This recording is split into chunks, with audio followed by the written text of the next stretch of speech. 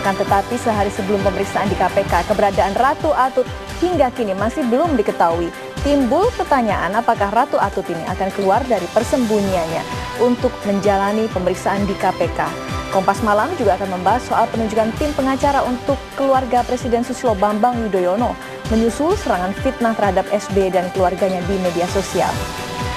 Saudara, tim pengacara ini akan menempuh jalur hukum bagi mereka yang memfitnah SBY dan keluarganya di media sosial. Padahal sebenarnya konsekuensi memiliki akun di media sosial adalah mendapatkan pujian, sekaligus kritik pedas, hinaan, bahkan fitnah. Anda dapat menyaksikan Kompas malam ini secara langsung melalui YouTube. Anda bisa mengakses akun kami di www.youtube.com/kompastv-news. Saudara, selamat malam. Saya Ratna Jumila. Kita simak Kompas Malam selengkapnya untuk Anda.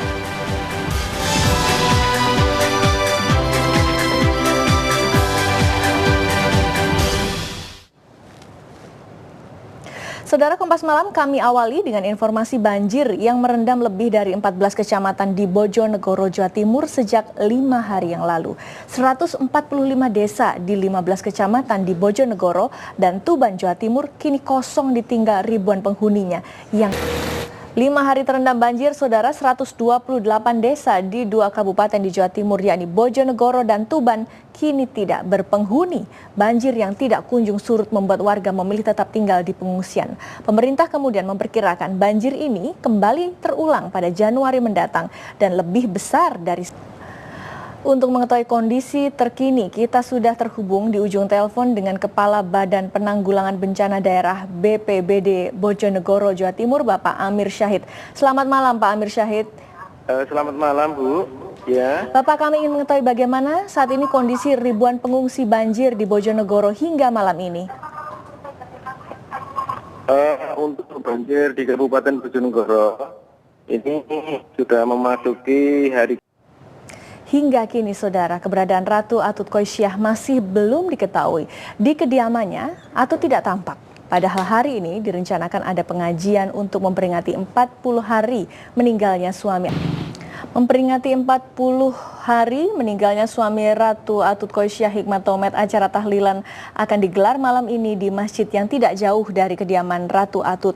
Ribuan warga sudah hadir, tetapi hingga kini Ratu Atut juga belum terlihat. Di Serang, Banten telah ada rekan kami Veronica Kaban. Vika, selamat malam. Kami ingin mengetahui bagaimana suasana tahlilan di sana.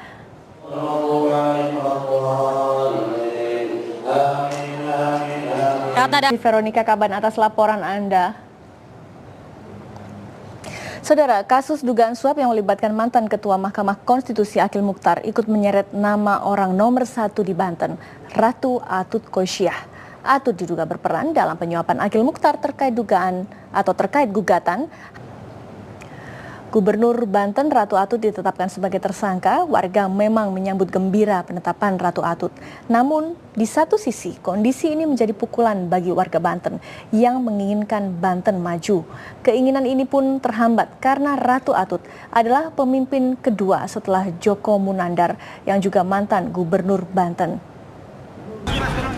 Saudara, sidang putusan sengketa Pilkada Lebak Kabupaten Banten digelar hari ini. Mahkamah Konstitusi mengukuhkan pasangan calon Iti Oktavia Jayabaya dan Ade Sumardi sebagai Bupati dan Wakil Bupati Lebak. Dewan Perwakilan Rakyat akhirnya menyetujui peraturan pemerintah pengganti Undang-Undang Mahkamah Konstitusi untuk disahkan menjadi undang-undang. Keputusan ini diambil setelah terjadi voting dalam sidang paripurna hari ini. Bukan masalah Perpu MK saja yang kini menjadi perhatian Presiden Susilo Bambang Yudhoyono. Seperti yang dikemukakan SBY di Jakarta kemarin, ada curhatan yang kembali dibagi SBY, yakni seputar tudingan atau fitnah yang kerap diterima SBY. Dan dalam program Kompas Petang tadi kepada Tasya Liutmila dan Timothy Marbun, Palmer Situmorang menyatakan penunjukan dirinya sebagai pengacara pribadi Presiden Susilo Bambang Yudhoyono khusus menghadapi tudingan dan pemberitaan yang mengarah ke fitnah di media, termasuk media sosial. Tidak menutup kemungkinan tudingan dari pihak tertentu akan dibawa ke ranah hukum. Saudara, apakah menunjuk pengacara untuk Susilo Bambang Yudhoyono dan keluarga merupakan tindakan yang berlebihan dengan membawa pemfitnah di sosial media ke ranah hukum? Saudara Presiden Susilo Bambang Yudhoyono menunjuk seorang pengacara bukan untuk secara khusus memperkarakan kasus hukum, melainkan untuk memproteksi dirinya dan keluarganya dari kecaman publik.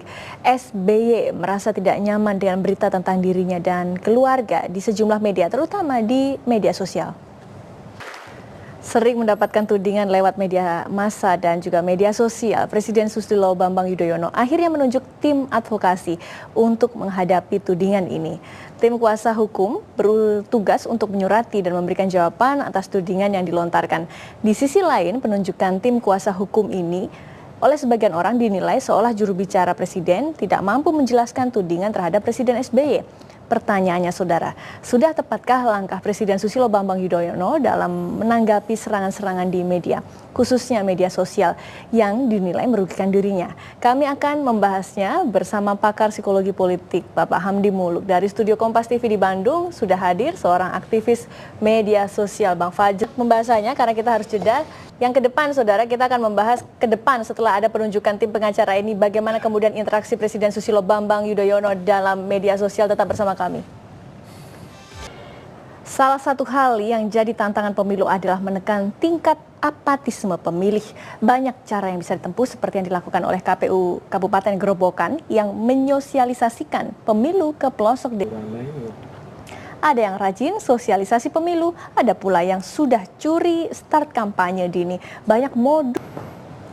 Saudara, Kompas malam akan kembali sesaat lagi dengan informasi penganiaya balita di Medan ditangkap. Saudara, jajaran Polres Kabupaten Riau mengamankan orang tua Adit, bocah laki-laki berusia 6 tahun yang ditemukan di sebuah perkebunan kelapa sawit dengan kondisi penuh luka. Informasi tadi menutup jumpa kita dalam Kompas Malam hari ini. Saya Rata Dumila, terima kasih dan sampai jumpa.